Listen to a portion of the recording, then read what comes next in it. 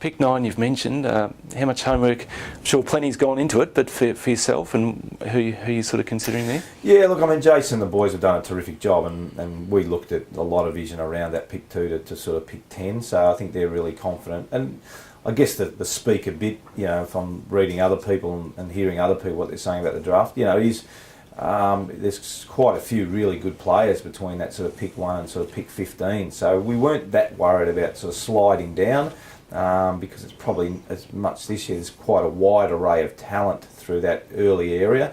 So Jason and the boys are really confident we can get a quality midfielder at pick 9, and from what I've seen and the vision I've seen, I think that's right, which is terrific.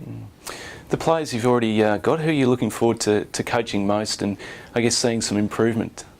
I think it's more across the board. That's probably the message to the coaching group. I mean, the main role of the senior coaches and your coaching group is to make sure every player maximises their potential. So that's I suppose the exciting part of what we're about to embark on is, we come in with a bit of a blank canvas, and the players with no preconceived ideas. You've got a whole new coaching group. So I'm just really looking forward to seeing how they work and how hard they train, and how hard they work in the gym, and who the leaders are and who drives the group, and all those sorts of things. So look, I think it's more across the board. We need to see improvement in every single one of our players, and that's the clear job of the coaching group. Since you've been in Melbourne, it's only a short period of time, but sort of some of the early things you've noticed already that are different to perhaps Sydney? I suppose one of the things we've got to be careful of, because we've got a big group from the Swans, we might have a swear jar where we have to put a buck in the jar if we mention the Swans too often. I mean, obviously they're a benchmark team and a benchmark club, but probably more almost forgetting where we've come from. I think it's just trying to come in here with no preconceived ideas, and I think the great thing that I've seen is that it is a blank canvas. I mean, Peter Jackson and Glenn have done a terrific job. The staff that are still here, and this is again no disrespect to the staff that was here before, but I've just found the staff that are here across the board have been terrific. So I'm really looking forward to just getting stuck in and working with not only the coaches, but membership and sponsorship and media and the board and all those. So look, I've just seen quality people across the whole organisation, and what I do know is quality people drive success. So I'm really confident with all the people that are involved in the footy club. The fixture was released yesterday. Melbourne's draw obviously come out. What do you make of that? Look, it's funny. I think when you're a young coach, maybe 203, you look at the draw and you're trying to work out, gee, we can win this game. Maybe that's going to be a tough one, and all that sort of stuff. I think as you wind through your coaching career, towards the end of the time at Sydney, I didn't really worry too much about it. So I must admit, I really haven't had a close look at it because, as I said, I think for us it's just getting the players in. And look, we know we're at as a footy club, and I think the footy world understands that. We've got to gain some respect before we worry too much about who we're playing and how many games we win and all those sorts of things. So look, we're as I said, we're a 2-win team. So whoever we're going to play is going to be a tough game. That's the reality of where we're at. So it doesn't matter who we play and where we play. We've got to play a lot better than what we have in the past. Yeah. What's it going to be like coaching second time around new club? Is it going to be easier or harder, or is it? How do you sort of feel about that? I think, it doesn't get easier, but I think you're more comfortable in what you're doing, and you've got a clearer understanding. I think as a first time coach, you're throwing the dart at the dartboard and hoping it hits the bullseye. Yeah. Second time around, I'm reasonably confident in the staff that they've got. I think we're reasonably confident in the processes we can put in place. I mean, Dave Miss and I work with at Swan, so having a fitness guy that's worked with me as well and understands me well is really important. So you probably just feel a little bit more comfortable. It doesn't get any easier. I think you don't feel like I've got this whole caper sorted out, but I think you understand the processes. You probably don't worry too much about the things you worried about in 03 and 04, and you just control the things that are in your control. Yeah. Do you think the demands have gone up even in the short period you've been out of the game? I think it's probably, every year it gets more of a management role. It gets more of getting good staff and making sure they're clear on what their roles are, setting a game plan, but really management. I think that's probably the thing that sort of struck me. Even over my time at Sydney, each year you got more staff coming in, you know, you've got to deal with the medical, the fitness, you know, the board, the membership, the sponsorship.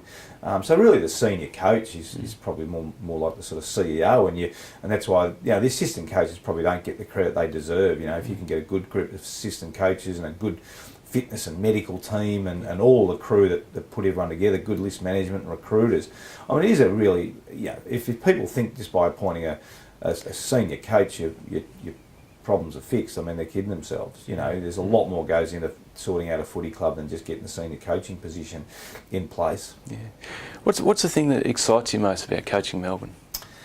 I think just the fact, probably the worse it sounded, the more exciting it got. I guess that's, yeah, probably. I probably see it, as I said. I mean, I see it as a senior coaching role, but I probably more see it as, you know, a leadership role, and you know, and driving the coaching group and driving the player group, and you know, we're going to cop some whacks in the head, you know, from the media and from fans and all those sorts of things. And probably, I guess that's my main role, is just to absorb that for the players, absorb that for the other coaches, so they can get on with their job. And you know, I'll write the letters back and cop it from Mike and Jared and whoever's there on the couch, and some of the other boys. So I guess that, in a strange way, that's probably the exciting part. You know, it is a challenge, I know that, but probably to shield everyone else from, you know, what's about to happen. You know, hopefully we can win as many games as we possibly can, but it really is probably that leadership and the culture and the transformation of the footy club, hopefully, that will take place, that excites me the most. Yeah.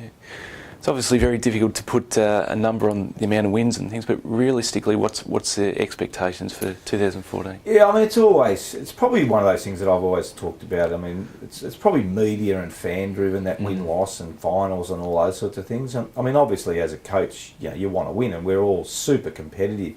But I think what I've learnt, you know, over the 8 years of coaching the Swans, I mean, and this is without not passing the buck, but the coaches probably can only do so much. You know, we're going to want, hopefully we set some high standards, we get them fit, we set a game plan that we think is going to win. And then, to be perfectly frank, it's really up to the players how quickly they embrace that. You know, what are their work ethics? Do they work hard? Do they drive each other really hard? How do they react on game day? Yeah, so probably there's too many unknowns at the moment for me to actually predict you know, how many wins. I think I can predict that I think at some point, you know, over the next 2 or 3 years, you know, you're going to see a really, really competent team, a really, really good team. And I'm extremely confident that that's going to happen. It's pretty hard to, before you get your feet right under the desk and start working with players and understanding what makes them tick. It's pretty hard to sort of say, well, it'll happen by this round. And I think what we've seen, you know, when new coaches go to clubs, sometimes it happens quick. You know, sometimes it takes a while, you know, but, you know, hopefully if we can get a good coaching group together, which I believe we had, it'll happen at some point in time. You know, hopefully for Melbourne fans, it's sooner rather than later. But, you know, I don't like to use the words patience and rebuilding. I mean, all I can say is we'll put the best team out in the field we possibly can, and we'll train them as hard, and we'll get them as fit and as disciplined. And then really it's going to be up to the players how quickly they can embrace it. Yeah. All right, Paul, it's been great chatting to you, giving us a great insight, and best luck for the pre-season and obviously for 2014. Thanks a lot, appreciate it. Thanks.